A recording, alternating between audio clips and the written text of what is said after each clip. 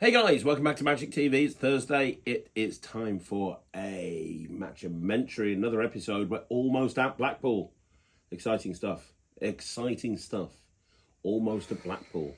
And a lot has happened this last week that we need to fill people in on. You've had the highest of highs, you've had the lowest of lows, you've died on your arse, and you've been a superstar at all points in between. Yeah. Yeah. It's been a fucking traumatic week. Matt's been focusing on his stage show for the House of Secrets, and obviously he has psychology, and despite the fact that Matt can spend 45 minutes talking about fucking coloured bags over glasses, Easily. he can't just cut it down slightly. He can't just do that one routine, so he has to do other routines. And one of the routines he decided that he wanted to do in his stage show is Bane by Alakazam and Jamie Dawes. And the reason he wanted to do Bane is because if you've been watching the Mattumentary, you'll know that his stage act is almost autobiographical. So he's telling his story into magic, and he's talking about the different things that have influenced him to be the person he is now. And that's why he's doing the Chopped Cup, because he's referencing Paul Daniels, and that's why he's doing, you know, all the different bits and pieces that have been planned into the show. But a big part of what you do is murder mysteries. You do an awful lot of murder mysteries as an actor. So it kind of made sense to do Bane. Yeah. And a lot of people do Bane. I've seen a lot of people do Bane. And I know ever since you did the Matt test on it, you've really enjoyed doing it. You really like doing it. So the plan is for you to do Bane kind of about 3/4 of the way through the show as you talk about your murder mystery. My performance background. Absolutely. My theatrical history. So on Saturday, we had the Slightly Unusual show at the Rugeley Rose Theatre, which is when Slightly Unusual take over a theatre, and we invite acts to come and perform, and all the money is given to the Birmingham Children's Hospital. Ryland was opening the show with his Harry Potter act. Not something that we need to talk about now, but that was incredible. Thanks to you. Thomas Maloney went and smashed it. There was Nemid Phoenix, who I think did the funniest card on forehead routine I've ever seen. It was amazing. It was so good. Nemid was really on form that night. Wayne Goodman, who shut up the entire audience with a gun. That was how nobody had a heart attack. I don't know. That's genius. It was. When he retires that routine, I want it. Yeah, Sean Bless, who really stood out. Sean's great. I'd never seen Sean perform before. He's so good. Yeah. So good. And then, obviously, Ryland closed the show. Oh, yeah, him as well, Yeah, him as well. So he opened the show and closed the show. But just before Ryland, you did the illusions. I did. And you did a great job of doing the illusion act, by the way. You did that completely on your own with Kat and Ryland. Kat and Ryland were jumping in the box. You were the one doing the illusions, and I thought you did a great job of it. He did 4 illusions. Back to back. It was hard work, that was. Yeah, you opened with the crystal casket, then you went into the plunger, then Mangler, and then finished off with the split press. And 4 illusions back to back like that's hard work. Yeah. It's a lot, very, very physical. And then immediately came back on stage to do your mentalism thing. Yeah. And you started off with Hook. Yeah. Which got a good reaction. There's some issues which we'll talk about. And then you went into Bane. Yeah. Which didn't go as you wanted it to go. It was a fucking catastrophe. Now, I hope we're going to have footage. I hope we're going to have footage. If we are, I really hope not. I hope we're going to have footage of Matt's act so that we can play it. If we have got footage of Matt's act, it's going to magically appear right. Now, I'll tell you something about Matt Cluley. Matt is incredibly talented. Let me tell you why he's talented. First of all, he has been on stage his entire life. He has fronted heavy metal bands. He's had his own heavy metal band. He's an actor. He does musical theatre. Last year, he toured with the Rocky Horror Show. He was the narrator, one of the lead roles, touring all over the UK. He performs in murder mysteries, as well as doing the illusion show. And on top of everything, 2 other things. Number 1, and I'm never going to let him forget this, he was a backup dancer for Take That. Make sure that you remember that. The man that was just on stage, that's coming on stage again in a minute, was a backup dancer for Take That. in the 90s. But as well as all of that, he's an incredible mentalist. Now, if you don't know Matt's story, a year ago, well, just over a year ago, he'd never done any magic before, ever. Like, he'd never performed magic. I know Matt because he works in my office. He's an incredible salesperson. He works, if you've ever booked a party with us or booked anything with us, it's Matt that you've probably spoken to. He's incredible. A year ago, he started learning magic, and he has done so well. In fact, at the Blackpool Magic Convention in February, he's actually in the program. He's going to be performing close-up magic and the stage show. He's going to be doing the after party, doing a 45-minute stage show, and he's also doing close-up in a place called the Bear Pit, which is where all of the best close-up magicians in the UK perform close-up magic. How he got into that, I have no idea. Apparently, nobody has ever done that before. Nobody has ever started magic and a year later been one of the acts that have appeared on the Blackpool Magic Convention. It's incredible. And he's going to be performing a new show there, all mentalism. And we thought that you guys should get a bit of a sneak peek of it tonight. What do you reckon? Yeah. Would you like to see some incredible mentalism? Yeah. Then please welcome back on stage Robbie Williams' backup dancer, the one and only Matt Cluley. Yes, I've got a mic.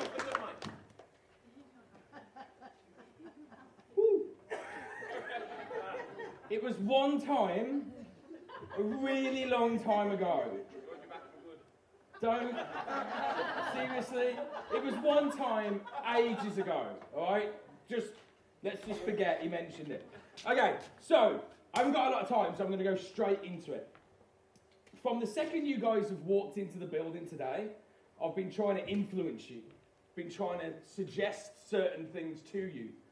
Hopefully you haven't noticed them, because it's better if they go in subliminally. I know it doesn't really make much sense, but I'm going to show you what I mean in a second, okay? So I need someone to... You, sir, you come and help me? What's your name? Graham. Graham? Amazing Graham. The Amazing Graham. Can we give the Amazing Graham a big round of applause? Can we stand here just for me, sir? Thank you very much. Okay, so hopefully, Graham... The Amazing Graham. Amazing Graham. We'll get it right eventually. Okay, hopefully you were suggestible enough as you came in that you picked up on certain things that I've left lying around the lobby and the theatre, and you might have... We'll give it a go. The way that we're going to test this is with this. Now this is a large, three-pronged fishing hook. Don't know if you can see that at the back. It's been debarbed for reasons that are going to become apparent shortly, okay? But this is a large, three-pronged fishing hook. It is very, very sharp. On the fishing hook, we have 4 pieces of string. 3 of them are tied, 3 of them are untied. 1 of them is tied to the fishing hook, okay? In a second, you're going to start pulling strings, and hopefully, we've influenced you enough in your time that you've been in the theatre that you're not going to pull the one that's tied. The reason it's important you don't pull the one that's tied is because in a few seconds, this fishing hook is going to be in my mouth. Okay? So what's going to happen is I'm going to put the fishing hook in my mouth. He's going to choose a string. When you choose a string, I want you to give it a good, sharp tug. If we're going to do this, we're going to do it properly, right? Absolutely. So I just need you to look at me, wait for me to count you down, and then give the string a good, sharp tug. Does this make sense? One at a time, and wait till I say go. All right? You look more nervous than I do. This is... Yeah, okay, it's fine. Amazing, great. It's going to be fine. Did I get it right that time? Amazing, perfect. Right, okay.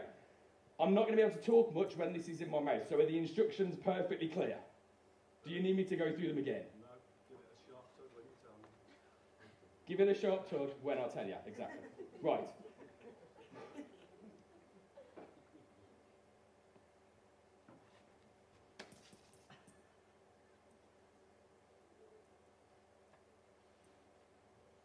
Very quieter now.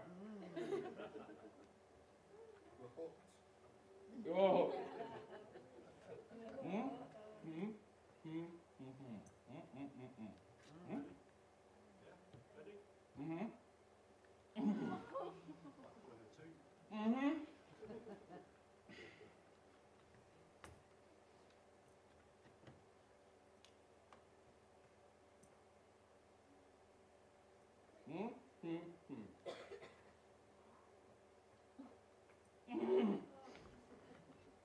Alright, one more. You ready? You go. Okay, you ready? You ready? Feeling it?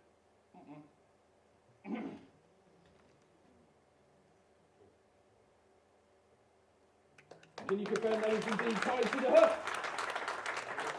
So I can't let you touch it. Okay, perfect. Right. That's the dangerous bit out of the way. For me, anyway. I want you to stay here, Amazing Graham.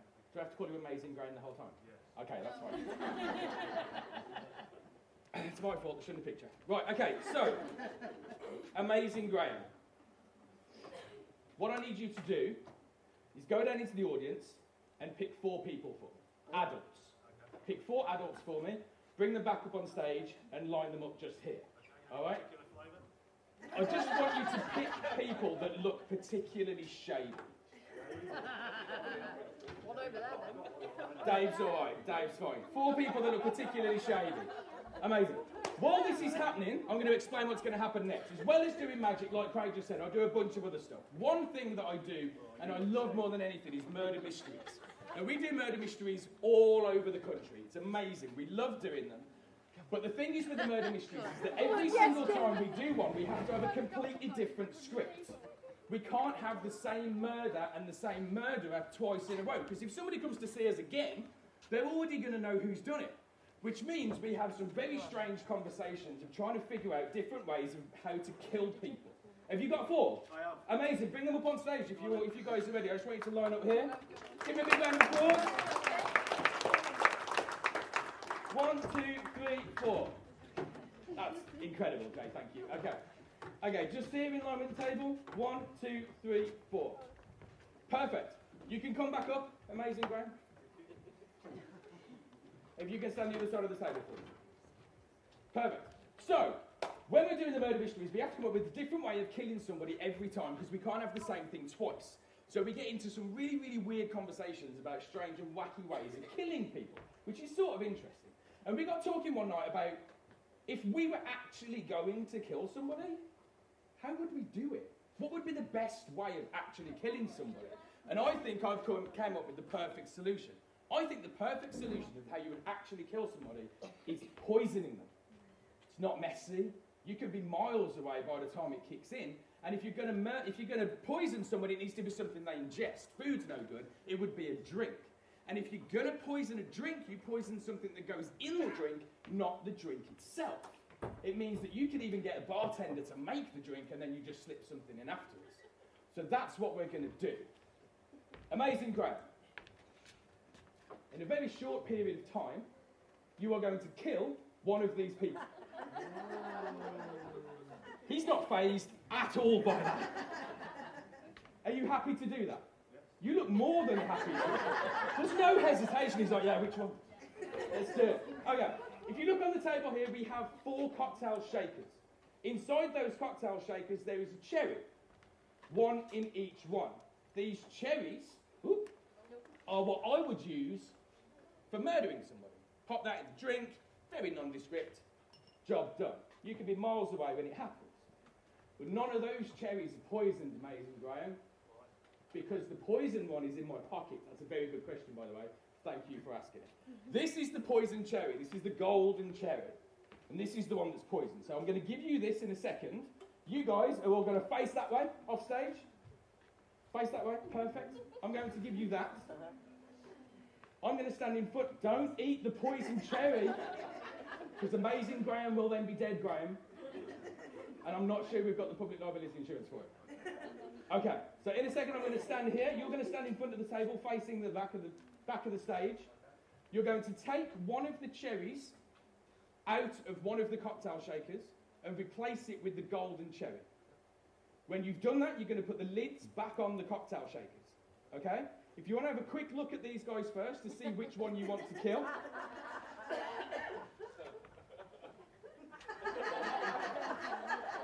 You've got it?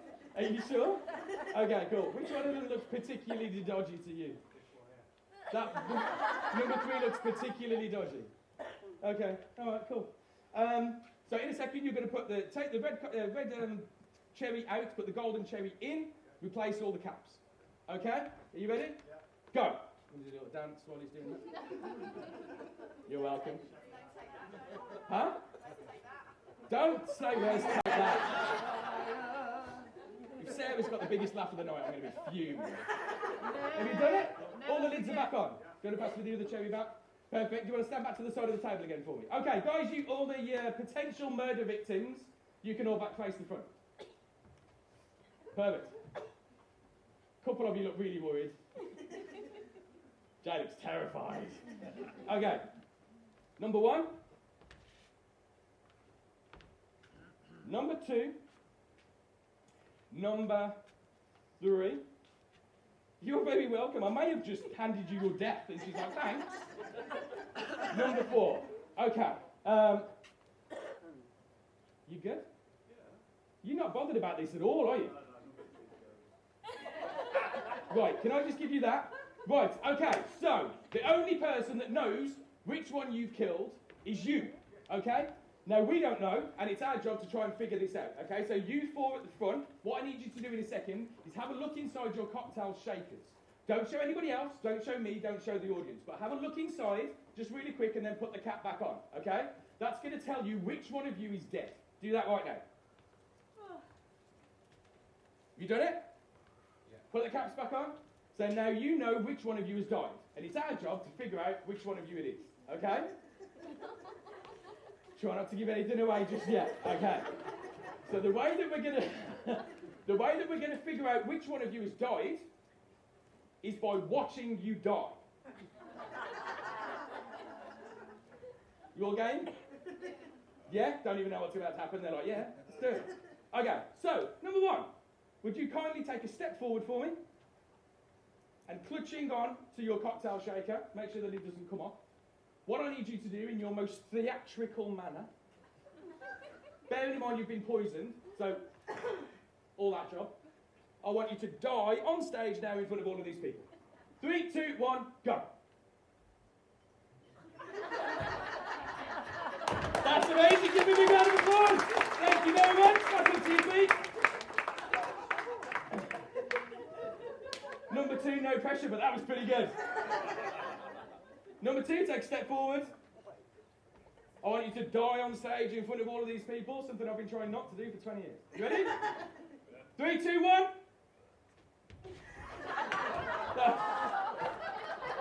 Very good. The cherry went flying. Have that back. Did anybody see what colour it was? Say no. No. Okay, perfect. You're going to recover it. Okay, perfect. Thank you, amazing. What was your name? Graham. Amazing, Graham.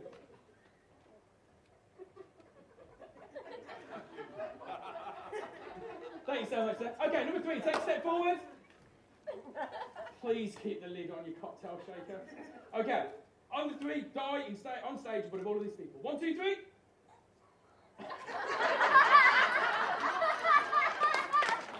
Give her a round of applause. Very, very, very good. And take a step back. I'm not sure whether that was a death or a cough, but it's fine. Number 4, are you ready for your big moment in front of all of these people? Bearing in mind you've got a skirt on. I know. Blame Amazing Graham, he's the one that picked you. Thank you. Take a step forward. 1, 2, 3. Oh, she went for it. Give her a big round of applause. Perfect. Well, I'm going to make this round really easy for all of us because I saw it and number 2's got a red one. So if you take your lid off and show that everybody that you've got a red cherry, you can take it out. It'll be much easier to show you. Show them the red cherry. Is that gold? How the hell did you do that? You clearly are. You clearly are. Okay, well that's weird. Okay, no worries, that's fine. So what we're going to do is you're going to stay there, and then we're going to ask the others the questions anyway. Thanks very much, Amazing Graham. Huh? Like I said, I've been trying not to die on stage for 20 years, and now apparently it's happening in front of all of you people, so thank you so much. Okay, right.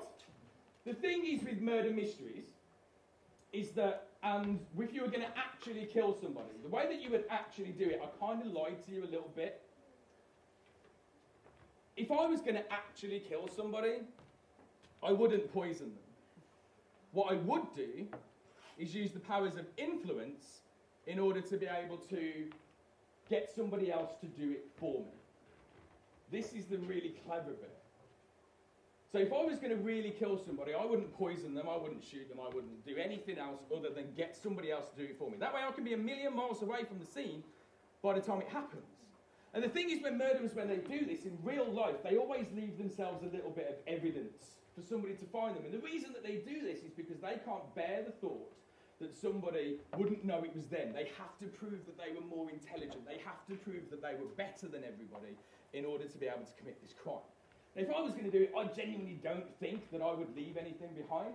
However, I did on this occasion, just to prove that I could influence Amazing Graham into killing the person that I actually wanted them to kill. So, Amazing Graham, right at the very start, before anything happened, I gave you a little black envelope, is that correct? Can you take out that little black envelope? Thank you very much. On this little black envelope, it says, despite number 1 looking very shady, which he does, I would like you to kill victim number 2. Which was you. Thank you so much, ladies and gentlemen. I don't know whether you've seen the footage or not. Currently, we're filming this on the Wednesday. This is going out tomorrow, and we haven't got the footage Yeah, we need at the to moment. we're waiting on the footage So from the video. hopefully you've got it. But let's just talk about that, because this was you were in such a mood afterwards. It was horrendous. That was one of the worst things. Just in case we happened to me on didn't get the stage ever. footage, do you want to talk about what happened, first of all with Hook and then with Bane? Well, the first thing I did was make a huge mistake by picking the wrong spectator. That was huge. I'd agree with that. Just not the right person. He wanted to take over the show. He was just being a dick. And it's my fault because I shouldn't have picked him. So that was bad audience management on my part, and I take responsibility for that. I didn't do, because I was so busy running around backstage trying to sort out everything for Ryland and get everything. We do a million things during the day for that show, for that event that we put on. I didn't have any time to go and do any pre-show prep or anything, so I didn't know who was there. I didn't know who was in the audience, which is a bad thing if you're doing audience participation for your entire act, because you need to know who you're going to, have a rough idea about who you're going to be pulling up. I had no idea. The lights, you can't see. All you could see was the first 2 tables down here, with the lights that are in the Rouge Rose Theatre. You can't see anything. So I just kind of did that, saw a male, and I knew that I wanted a male, and I just went, you sir. Pulled it, and it was a shot in the dark, and it backfired massively. The problem with mentalism, which is your cross to bear because you've chosen to do mentalism, is that a lot of the time when you bring somebody on stage to do mentalism, they need to be completely 100% compliant with what you're doing and understand what's going on. Yeah, look at my destination box routine. If there's nothing they can really do to mess it up. They're picking a card and standing back to back with me, and that's about it. They could be drunk, and it would be fine. But you can't bring drunk people up a lot of the time if you're doing mentalism, because you're having to get them to focus and think and remember and do kind of procedural type of stuff. And that's something you need to consider when you're picking the spectator. I think what you should have done in that situation is you should have said, "Can I have the house lights up, please?" Yeah. And you should have gone out into the audience. I was on a time constraint. I knew that I only had 15 minutes to get everything done, and I was just like, it was. Yeah, but don't ever let time constraints stop you from that sort of stuff. Is important. House lights up. It was my fault. It was bad audience management. I shouldn't have picked that guy, but he was just not playing ball from the get-go. He clearly just wanted to be clever, and he just wasn't engaging. And then as soon as Hook had finished, he sucked all of the energy out of Hook. As soon as Hook had finished, I should have sent him back to his seat, But again, my brain was all over the place. You knew at that point he was not a great He was entertainer. not a great spec at all. Absolutely not. And I should have sent him back to his seat, and I've no idea why I didn't. Not a clue why I didn't. I should have. But my brain was, I was absolutely exhausted because we'd been on the go constantly since 9:30 in the morning. This was what, 8 o'clock, 8:30 at night by the time I'd actually walked onto the stage. Probably more like about 9:30. 9:30. I was absolutely exhausted. I'd been on the go for 12 hours already, constantly. I barely had anything to eat. And then I just wanted, my brain just wanted to just get yourself through this. And I should have sent him back to the seat and picked somebody else. And didn't, kept that guy up on the stage, which instantly I knew as soon as I'd started the routine. I was like, oh shit, yeah, I had the opportunity then and I didn't take it. And then the first time I went through the routine, the guy drops the freaking cocktail shaker. But even if you hadn't have dropped the cocktail shaker, something had happened. Something had without gone going on. through method. Yeah, something It had gone wasn't on. going to work anyway. No, And the thing is, you didn't know why. I still don't. I still don't know why. Which I don't want people to think we're blaming Bane here. It's, No. you know, It not Bane wasn't. at all. I don't think it was nothing. I mean, there's nothing that can't go wrong itself. There must have been either I did something wrong, or like my mate said, like Mullen just said when we were there. He said, "I've had that before when somebody's like moved the thing," and I'm like, "I don't think he did that." And like you said, you could see from behind. I him, was he didn't do looking that, from and- behind the scenes and I was watching him. But something happened. I don't know what it was, but it was probably my mistake then. And he dropped the cocktail shaker, which shouldn't have been an issue because that shouldn't have been the golden cherry, and it was. So as soon as the golden cherry rolled out onto the stage, that's it. It's trick over, innit? But you didn't even realise it was the golden cherry at that point, did you? No, Until because it later was on. dark on Yeah. stage until he picked it up, and as soon as he picked it up and brought it into the light, I was like, oh shit. And then, I mean, the plus side to this whole thing is that you were able to kind of swing it around at the end with the prediction. I just went into, but the prediction was wrong, obviously, because that one wasn't supposed to be the golden one. So the prediction was actually wrong. Yes. Which is why I took it off the guy, opened it myself, put my finger over the 3 and held it up and said, number 2, thank you very much, and then just got the fuck out of Dodge. Because that's the only thing I could think of to save it. Sort of going, sorry everyone, knackered it, and just walking off. That was the only thing I could think to do. But I think people in the audience didn't realise it had got bulled up as bad as it did. Yeah, there was a few magicians in the audience. Well, the magicians would have, but lay people wouldn't have realised. No. I had a couple of people come over to me and go, you were my favourite actor tonight. And I was like, really? Because it was completely wrong. You performed it well. You performed it well. That's the thing. You performed it well. And if you perform something well, and Nia came up to me. Nia Evans was there, incredible close-up magician, 17-year-old, and just exceptional. And she came up to me and she went, "Oh, Matt's just such an amazing performer," and you are. That's what your key strength Very is. sweet. She's a lovely girl. Yeah. Very talented as well. Nia. Very talented, Very yeah. talented. You see her working the tables. Yeah, I saw her from a distance working. I was busy, but I did see her from a table. Damn, she's From a good. distance. She's good. Like, she's going to be so... She is... I don't want to say she's going to be so good. She is so good. She's incredible. But this is not about... This is not the near-metry... It's not about me. It's about you. So you were then down in the dumps and depressed and... Yeah, I hate it when shows go wrong. Like, I take it to heart. It really gets me down. It was my fault. Like, I'm not blaming anybody else. It was my No, you fault. should feel bad. You ruined the show and it's completely on you. Yeah, well... No, I'm joking. Everybody else did great, and I messed it up. And yeah, I beat myself up about stuff like that for ages. Like, and I'm still beating myself up about it. Like, it sucks, but... You just have to kind of pick yourself up and crack on, right? But then 3 days later... Less than 48 hours later... Yeah, you... Oh, no, hold on. What day is it? 3 days. 3 days, yeah. 3 Less days than later. 72 hours later. You were invited to perform at the Curious Cabaret Yeah. as part of a bill with Chris Wilder, Andy Gladwin, Yeah. and Danny Buckler. Danny Buckler.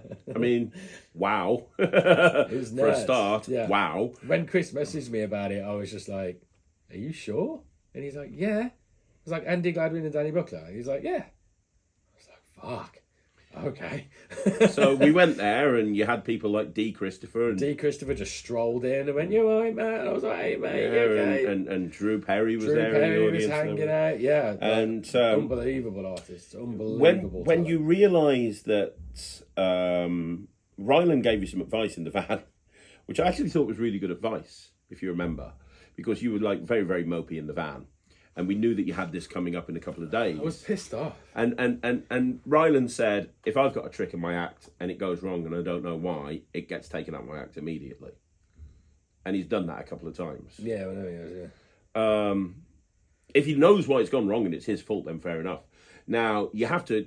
And so I said to you, because you've done this before with various different tricks where something's gone wrong, and I know that you've not wanted to ever perform it again because it makes you nervous. And I said to you, are you okay doing Bane again?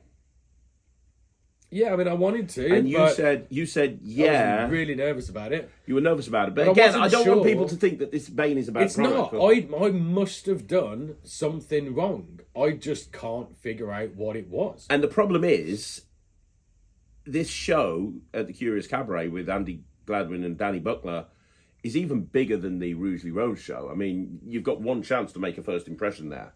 And It's to a go it huge to deal for 3 me. days later, to go on stage with the trick that you've literally performed once in front of a live audience and it's failed and you didn't know why you failed with it, Yeah. is not a nice situation to go into a show with. No.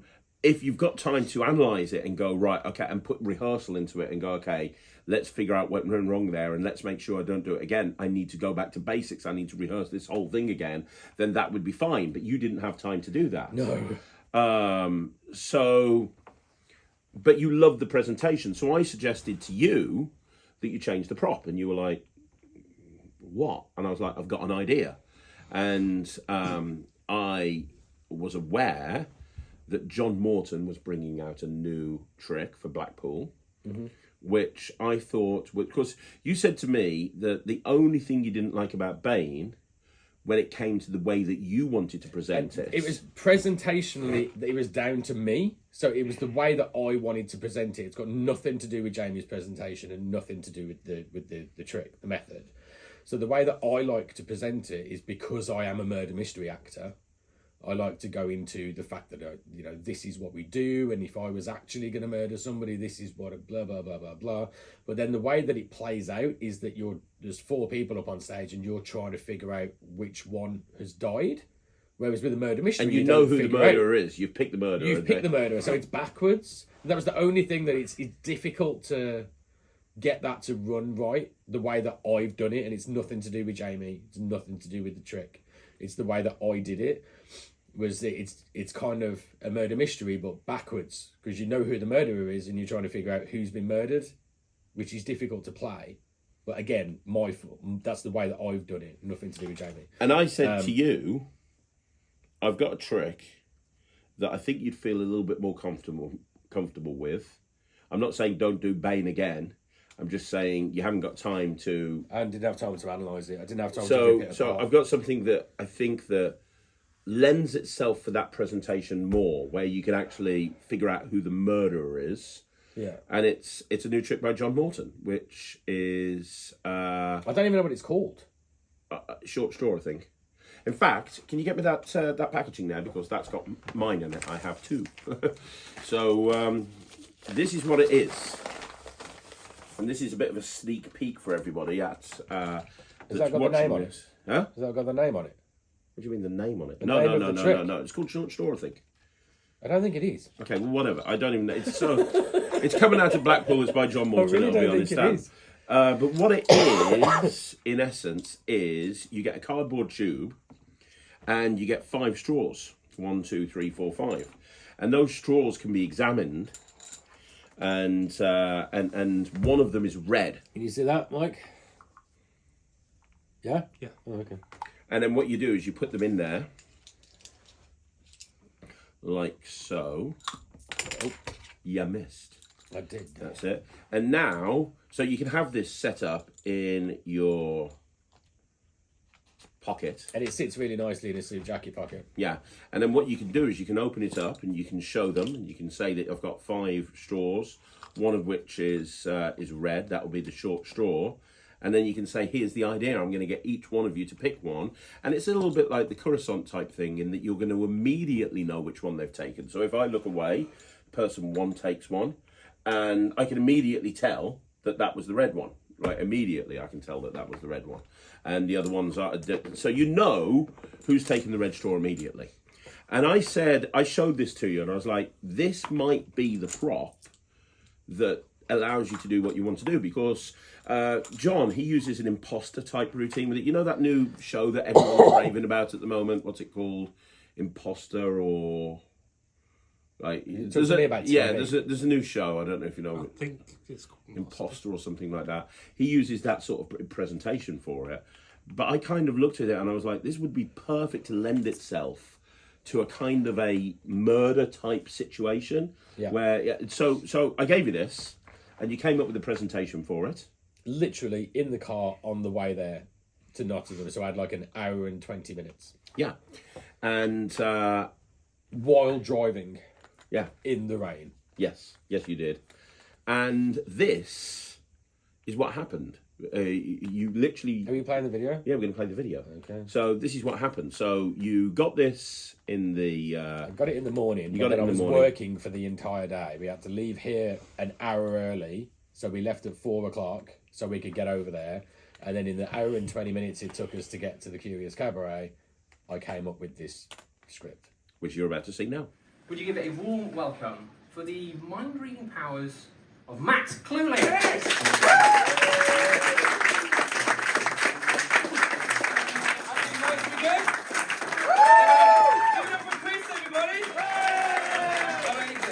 Right, we haven't got a lot of time, so I'm going to go straight into this. What I do is very different to what Chris does. See, I like to use influence and suggestion to get answers to questions that you don't even know that I'm asking. Now, since you walked in this building, there's been certain things dotted around that you would have noticed and not paid any attention to whatsoever. And I'm hoping that certain ones of you will have picked up on those so much that there will be answers in your brain that you don't even know that you have. We're going to do a little test right now. So I want everyone to put their hands up. And in a second, I'm going to count down from 3.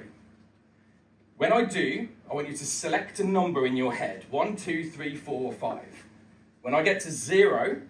I want you to take that thought out of your head and manifest it in your fingers. 5, 4, 3, 2, or 1. Does everybody understand? Okay. 3, 2, 1, go. That's interesting actually. That's worked better than I thought it was going to. You.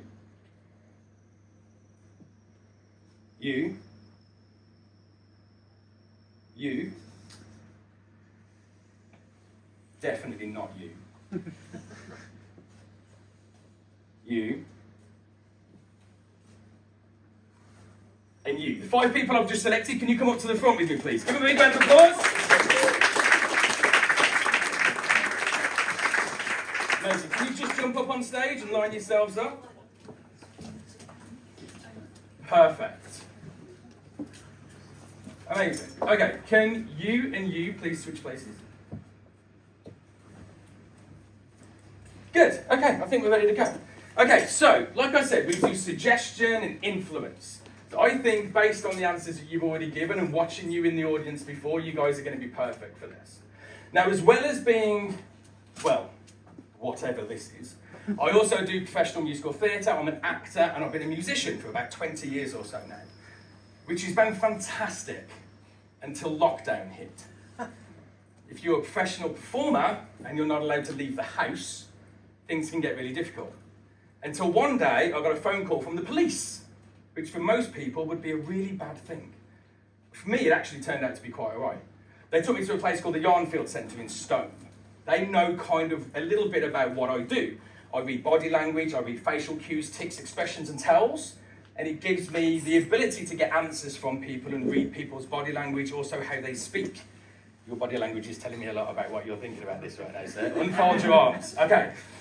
And they sit me in a room, a very small, very hot, very sweaty room, and every hour or so they send in 2 brand new detectives that are being trained, and they have to sit in front of me and interrogate me as if I'm a criminal.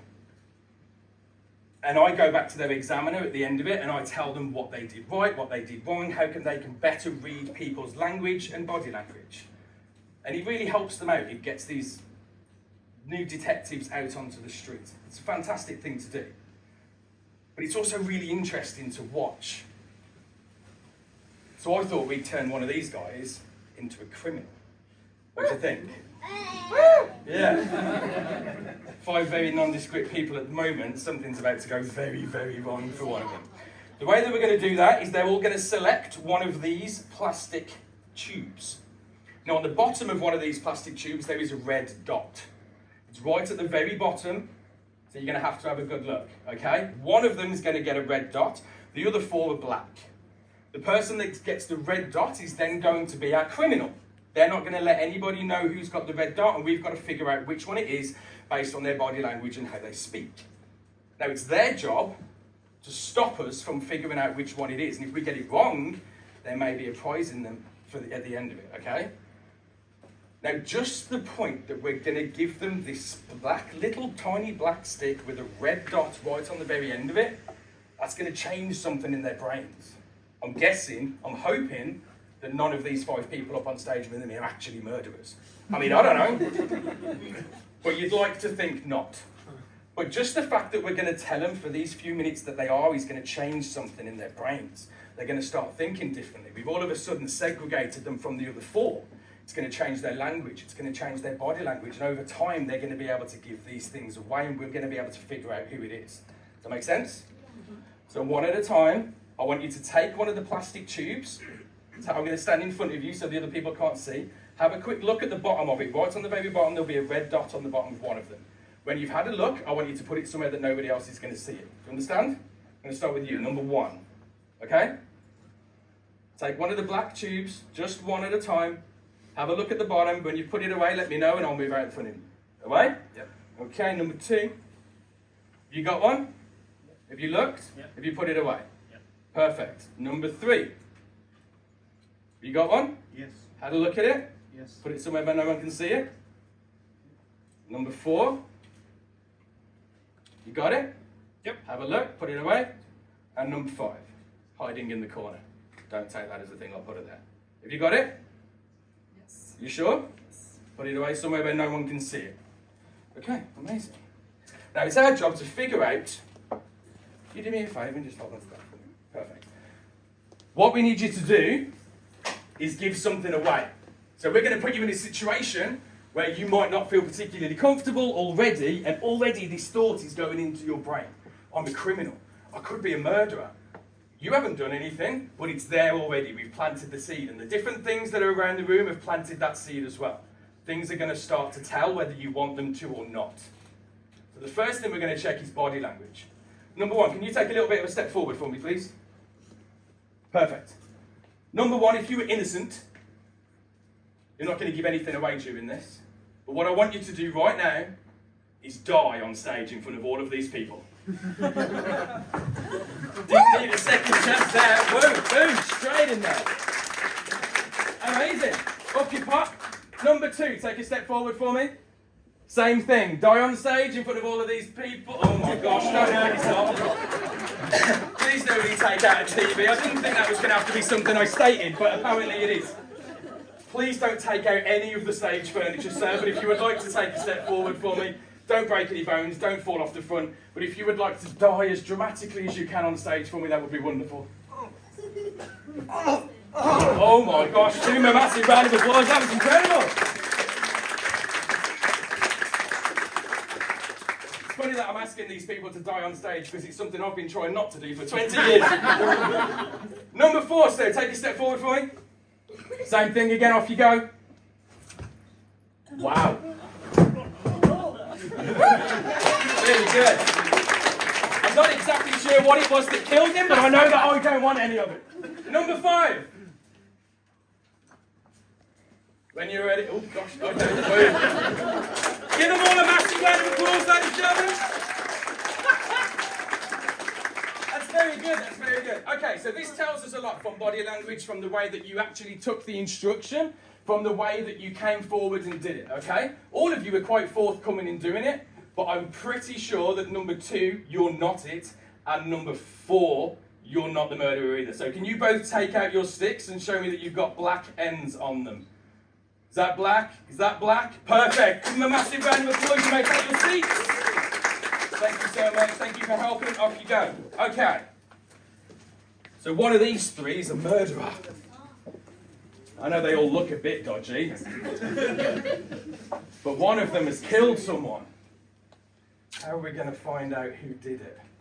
Number 1, take a step forward for me. I'm going to get you to stay on your feet this time, please, mate, because you scared the life out of me last time.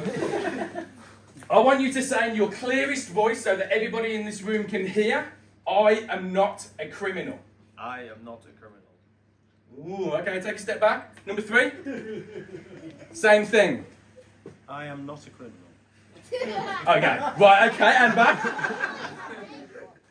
Number 5, step forward. Don't get hiding behind the curtain. Come on, step forward. I am not a criminal. Okay, and back you go. Number 5, actually, you can take your seat. It's definitely not you. Can you show us the stick? Can you show us the black stick with the black dot on the end of it? Wonderful, thank you very much. It's definitely not you. You may take your seat. Give them a massive round of applause, ladies and gentlemen. Right. One of you is a criminal. One of you is innocent. The problem is, we don't know which one's which. Now imagine the scenario, gentlemen. You're both in court. You've both been pulled up for the same crime. Nobody knows who it is. It's down to you two to fight it out to the death. No, I'm joking, please don't. Okay. It's down to you two to protest your innocence. Number 1 and number 3, take a step forward for me on either side of the stage. Number 1, I want you to take a look at number 3. Look him dead in the eyes. It's you or him. One of you's behind bars by the end of the evening. I want you to take a look. Oh my God, look at the hand movement there. That was absolutely terrifying. I might leave now and just let you sort it out between yourselves. Number 1, I want you to take a look at number 3, look him dead in the eye, and then I want you to look out over the jury and tell us why he's the criminal. He's not smiling. He did it. He's not smiling, okay. Number 3. My God. Number 3, would you like to address your subjects and tell us why he's definitely the criminal? I may look like Colonel Mustard from here. Look at this satanic t-shirt he's wearing. He belongs to a death cult. He is the criminal. Okay, very good, gentlemen. Okay, what do we think, ladies and gentlemen? Number 1 or number 3? Who do we think did it? Based on body language, based on what they were saying, based on how they were acting, you think it was number 3? 3? Who thinks it was number 1? You? Do you know him? No. He thinks you're a criminal. Mate.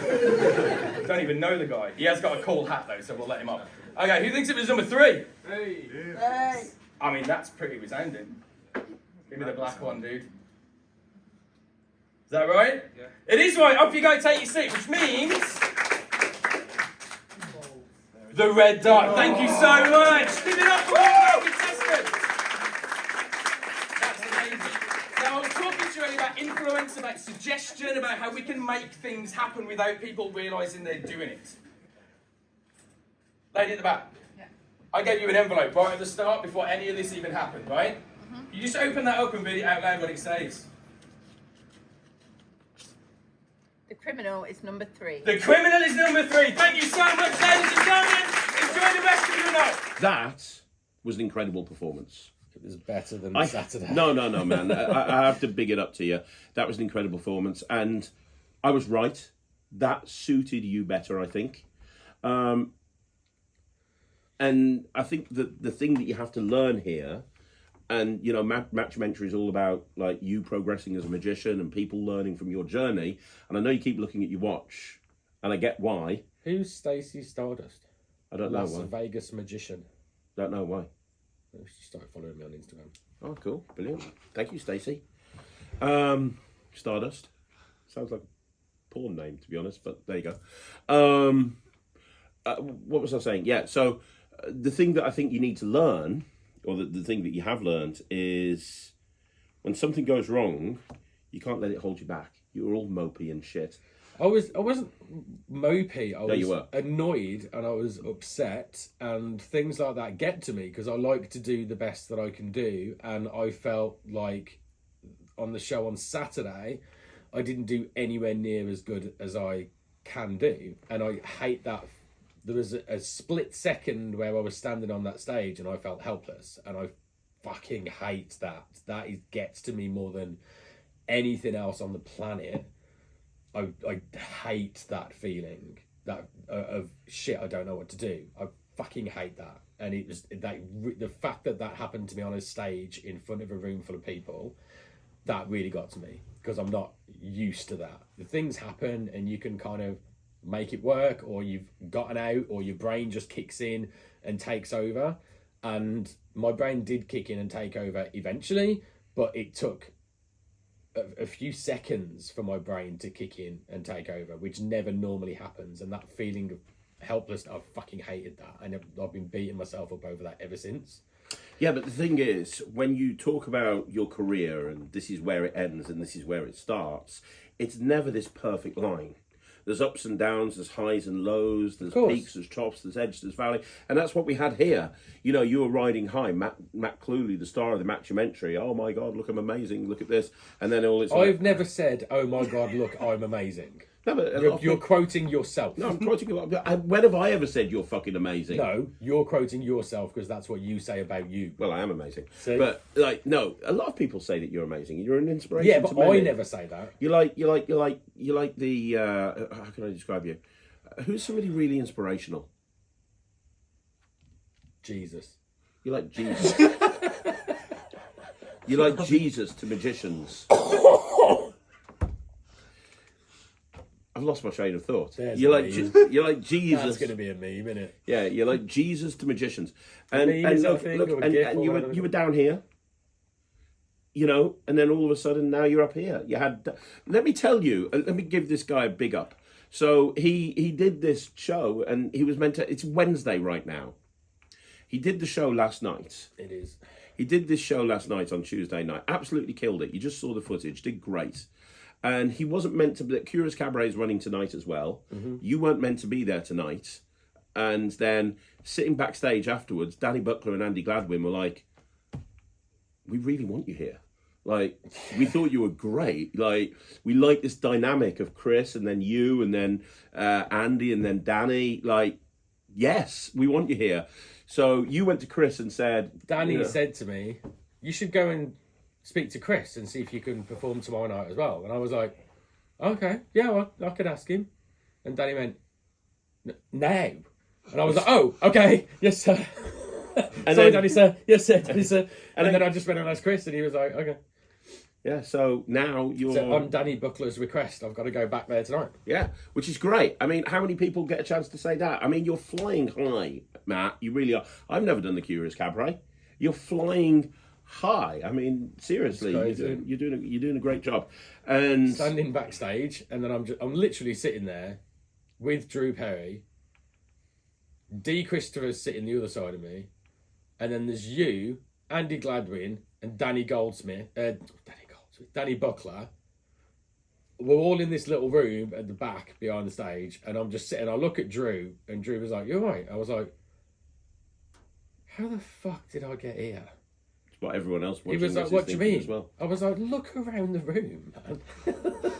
Look at all these people: Craig Petty, D. Christopher, Andy Gladwin, Danny Buckler," and I'm just sitting here about to go and share a stage with Andy Gladwin and Danny Buckler. I'm like, how the fuck did I end up here? Especially when just over a year ago, you didn't even do magic. Exactly. And Drew was just like, because you deserve it, you've worked hard.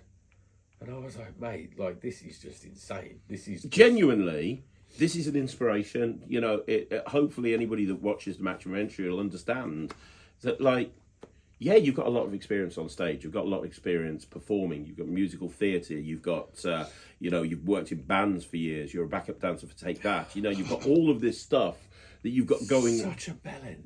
You've got all of this stuff that you've done throughout your career, and this, but the thing that's got you to this position isn't any of that, and that's helped. But I think it's really the more of the fact of you've thrown yourself into this and you haven't said no to anything. You know, if somebody else had said, if I'd have turned around to somebody else 6 months into Magic and I've said, right, okay, we're going to get you on the Bear Pit at Blackpool. We're going to have you performing here on this event. We're going to have you performing at this event. I'm going to have you do the official after show party at Blackpool. You're going to be performing with Ryland on this show. You're going to be doing this. You're going to be doing that. You turn around to me and go, you fucking what? Yeah, a lot of people would just say no. No, I'm not doing it. It's not going to happen. And you've just said yes, and you've just had the bollocks to actually go and say yes and take some massive risks. Putting a trick into your act that you've never done before, that you only saw that morning, and you're writing the script on the way there, that's probably not the way to do things. That's a risk. Especially not when you're about to walk on stage before Andy Gladwin and Danny Buckler. It's not the way to do things. But, you know, it was either that or use a trick that you weren't comfortable with. And it's like I said to you... It was a bit of a no-win situation. Well, I said to you, you know, if you're determined I'm doing this sort of presentation, you can either... you know, go and try and do Bane again, not knowing why it didn't work, or you can do this. And, you know, I'm not saying you're not going to do Bane again. I'm sure you will do Bane again. But I just need to work out a way of making it a bit more foolproof. But as it stands, this was... And I love the fact, and Danny pointed this out, because he's all about not having props on stage, as you know. Yeah. You walked out on stage and did 14 minutes with a cardboard tube and 5 metal sticks. Yes. Yeah, because I was just standing backstage and you went, where's your act? I was like, it's in my pocket. And he went, what have you got? And I just went... and he went, yeah, and? I was like, no, that's it. He went, how long are you going to do that? I was like, I got it down to about 14 minutes. And he just went, just walks off. D. Christopher did exactly the same thing. He went, what are you doing tonight? I was like, that. And he went, how long is that going to take? I was like, about 14 minutes. And he went, just that? I was like, yeah, just that. And he went, looking forward to this one, mate. Especially when you look at somebody like Ryland and he takes a long wheelbase van to do a 10-minute show. 10-minute show, long wheelbase van and a team. I just rock up with a cardboard tube and 5 plastic sticks and have to keep it down to 14 minutes. Yeah, man, you're killing it. Honestly, you're gonna have no problem with the.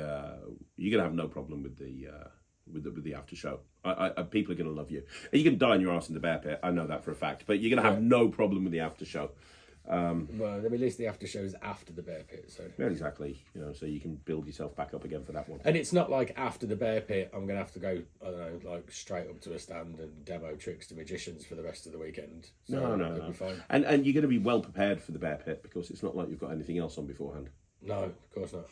Absolutely. Yeah. It's not like you have to be up at the crack of dawn to go and prep the act for Ryland and do the family entertainer or anything like that. After a night in the Ruskin. After a night in the Ruskin. And apparently D. Christopher's dragging me to a rock club in Blackpool, so... Yeah. Because apparently there's 3 rock clubs in Blackpool that I didn't know about. Well, what could possibly go wrong? So, you're going to go. He keeps checking his watch because he's got to leave. Yeah, I've got to go back to Nottingham. To go back to Nottingham to hang out with his magic friends, Danny Buckler and Andy Gladwin. But Danny Buckler and Andy Gladwin are my friends. Oh, I've got magic friends. They're both really nice guys. Friends. Really nice guys. Friends. Magic friends. Shared my sautéed potatoes with Danny Buckler. There you go. He was very appreciative. There you go. Can't say any more than that, can you? Who can say they shared sautéed potatoes with Danny Buckler? Do you know what I mean? Not many, especially as he took the piss out of the potatoes through his act. He did. Yeah, he must have liked them. He loved them. He said they were really nice. There you go. Buffalo style sautéed potatoes. Me and Danny sitting. Good thing. And with that being said... It was a good night, all right? I had fun. Yeah, I know. And go and have fun again tonight. I'm going to. I wish I could come with you, but I can't. But you'll be amazing. We'll just kidnap the boy. Well, unfortunately, he's got a chest infection, so his mum won't let him be kidnapped. He'll be fine. Yeah. We just won't tell her. She'll find out. She'll divorce me. She won't find out. It'll be fine. She will. Thanks very much for joining us on this week's Mattumentary. We'll be back again next week. Are we doing a Mattumentary next week? We're going to be in Blackpool next week. Yeah, you'll be in Blackpool. We're going to have to film something in Blackpool and send it to Mike. No. I think we could... I've got an idea. Don't worry. We'll be back hopefully next week with another Mattumentary. And then the week after, we can let you know how it all went at Blackpool. Oh man, the week after the Mattumentary is going to be over. Yeah. Right? Yeah. Oh, thank fuck for that. And that's when me and Michael start working on season 3. God. The season 1, when it finished, that first Thursday that came around, or that first week coming up to the first Thursday that it wasn't aired and we didn't have to film anything, the weight that was off my shoulders was unbelievable. I've only got 2 weeks of this shit left, and then we haven't got to film anymore. Until season 3. There's not going to be a season 3. There will be Nobody a season. watches this shit anyway. Yes, they do. Let's check with Michael. Do people watch this shit? People do watch the shit. Really? Yep. Yeah. So with that being in mind, let us know down below if you'd like to see a season 3 of the break, Mattumentary. though, right? And we won't do it for a week For like or a two. year? Won't do it for a while. A break for a year? Or 2 weeks, maybe a month. What would you like to see in season 3 of the Mattumentary? Nothing. Some ideas that Say I've nothing. got are Matt's mission to the Magic Circle, No. Matt's mission to Britain's Got Talent, Fuck no. Matt's mission to Fissam, I mean, that's just ridiculous. Matt's mission, this is my personal favourite, to being a street performer at Covent Garden Fuck no. and getting him to do a street performers act out in the streets. All 4 of those I like. No. Let me know if there's any that you prefer, because we're going to make Matt do it. Because I am the puppet master. No. Dance for me, bitch. No. He's going to do it. He keeps saying no, but he will. He keeps saying no, he will. We'll Done 2 seasons is enough. That's It's like, not. All the good ones have more than 2 seasons. We'll be back Yeah. again. So. Let us know. Let us know what you want to see in season 3. And if you enjoyed this episode, let us know down below. I'm Craig. It's called a wrap up. Wrap it up then. I've got to go. I've got to go. This is the Mattumentary. It's not the You're the one Craigamentary. delaying it. I was supposed to leave half Just an say hour bye ago. and you can I go. was supposed to leave half an Say hour ago. bye and you Will can it- go. Bye. Thank you. We'll be back again next week with another Mattumentary. For fuck's sake, all you have to do is say bye. How hard is that? Bye. I've just said bye. Yeah, but you don't just do it with a little bit of I'm Matt and this was the Mattumentary. Just do it like that. No. Why would More anybody people- want to more talk like people- that? Right, look. Thanks very much for watching me. If you want to carry on watching my journey on the Mattumentary, then make sure you hit subscribe. I'll be back next week with another nail-biting episode. Will I die on my arse tonight? Am I going to be prepared for the bear pit? What's going to happen at the after show? Will I murder Ryland before he gets to go on in the second half? Because he is an irritating little shit. All of these things and more will be decided on the next episode of the Mattumentary. I'll be there. I'll see you there. My name's Matt Cluley. Bye for now. Why would I do that? What? Why would I do that? It's marketing, mate. You know, do you remember like the old Batman cartoons? Yeah. And they had that guy with the really over-the-top annoying voice Yeah. at the start. Yeah. That's what you sound like. That's what you sound like. Same bat time, same bat channel. Same Matt time, same Matt channel. Yeah. Join us next week with Matt Man.